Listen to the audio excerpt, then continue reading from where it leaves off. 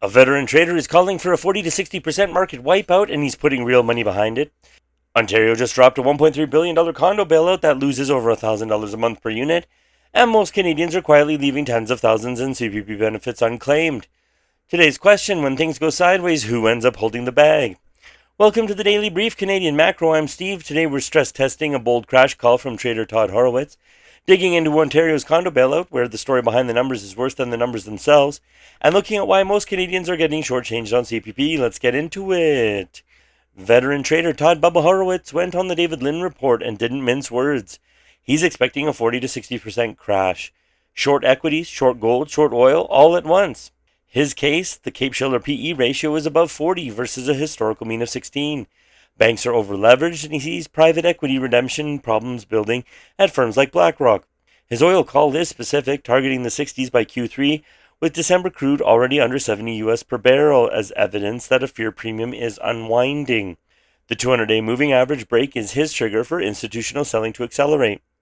Here's where I'd pump the brakes. Horowitz has been bearish for a long time, and in this business, being early is just another word for being wrong. The Cape-Shiller ratio has been elevated for over a decade, and markets kept climbing. His analysis is also heavily US-centric. Canadian banks operate under tighter capital requirements than their American counterparts. And shorting gold while calling for a crash is a contradictory position, as gold tends to be a crash beneficiary. Worth watching, but treat this one as a data point, not a prophecy. If a 40% correction does hit, Canadian retail investors, many who've never lived through a real bear market, would be first in line to absorb it. The TSX is already more exposed to energy and financials than the S&P. A simultaneous oil crash and credit tightening would hit Canada harder than most. Horowitz is worried about institutions offloading risk onto the system. For a local case study, and that looked no further than Queen's Park. Market Mania ran the math on Ontario's plan to buy 2,200 unsold GTA condos and flip them to rentals. A $600,000 unit rents for $2,500 a month, but costs $3,500 a month to carry, when mortgage, monthly maintenance, and taxes are included.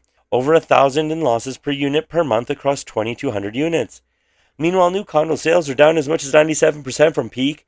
The construction sector is in free fall. Trades reporting no work, and major firms chasing small jobs just to survive. The government's counter-argument isn't crazy. Purpose-built rentals almost never pencil out without subsidy, and doing nothing has cost too. But the structure here is the problem. This is essentially transferring losses from developers and speculative investors who bet wrong onto taxpayers who had no part in those decisions. If Ontario wanted to build affordable housing, there were more targeted ways than buying the overhang from a bubble. Canadians were told the condo boom would eventually help housing supply. Instead, those units sat empty or cash flow negative, and now the public is being asked to buy them. Regular Canadians didn't build this mess, but they're being handed the bill. So your tax dollars may be subsidizing a condo bailout. The least you can do is make sure that you're not also leaving your own retirement money on the table, which most Canadians are. Blueprint Financial broke down CPP timing, and the numbers matter. The average Canadian collects $925 a month, while the 2026 maximum is $1575. Waiting from 65 to 70 locks in a 42% permanent increase, turning a $900 benefit into $1,275 for life. That's $4,500 more per year forever. Taking it at 60 does the opposite, a 36% cut. Fewer than 5% of Canadians hit the maximum, though, because you need 39 years earning above the pensionable earning ceiling of $74,600 in 2026. The delay to 70 math is compelling but not universal. The break-even point is roughly your early 80s. If you don't get there, you left money on the table going the other direction. For people in physically demanding work with health issues or no income bridge, taking CPP early isn't a mistake, it's the right call. The real lesson isn't always delay, it's run your own numbers instead of defaulting to 65 because that's what everybody else does. CPP is one of the most valuable financial assets most Canadians will ever own. In an era where defined benefit pensions have almost disappeared outside the public sector, this is your pension, so treat it like one. But optimizing CPP won't matter much if you're stuck in patterns Minority Mindset is describing. Minority Mindset laid out some blunt frameworks. Credit card debt or less than $2,000 in savings puts you in what they call the financial danger zone. Their point is not the $15 Netflix subscription, it's the 2+ hours daily that should be going toward earning or building skills. They introduced the rule of 5. You need to afford 5 of something before you buy one. A $10,000 watch means $50,000 liquid cash. And it's grounded in history. In the past, there have been 16 recessions and 25 market crashes per century. Corrections aren't black swans. They're scheduled, and cash reserves are what let you buy when everyone else is panicking. The rule of 5 is a useful anchor, but it's disconnected from reality for a lot of Canadians. When median households in Toronto or Vancouver are spending 60 to 70% of take-home pay on housing, the problem isn't discipline, it's the math. Framing financial struggle as a behavior problem undersells the structural squeeze.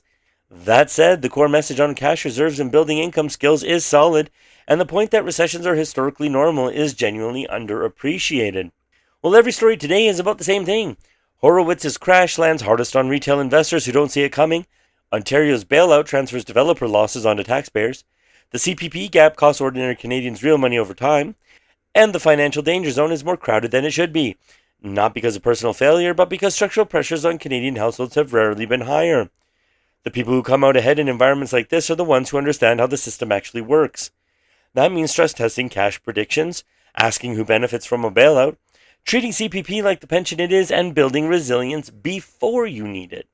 Well, that's your daily brief for today. All credit goes to the creators featured. Their original analysis and videos are linked in the description below. If you found this video helpful, please subscribe, hit the notification bell so you don't miss tomorrow's brief, and don't be afraid to comment if there's another creator you think deserves a highlight here. I'm Steve. As always, nothing here is financial advice. Everyone's situation is different, so please do your own research and talk to a qualified financial advisor before making any investment decisions. Good night.